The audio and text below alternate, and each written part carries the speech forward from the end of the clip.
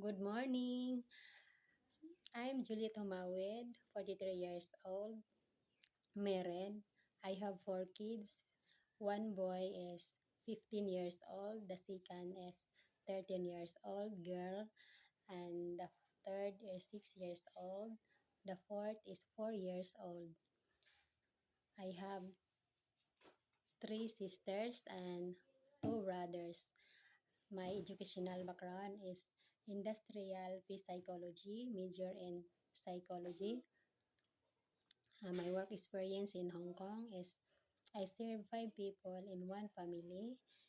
They have 3 children, 9 years old, 5 years old, and when I'm 1 year, have a newborn. So I take care the newborn.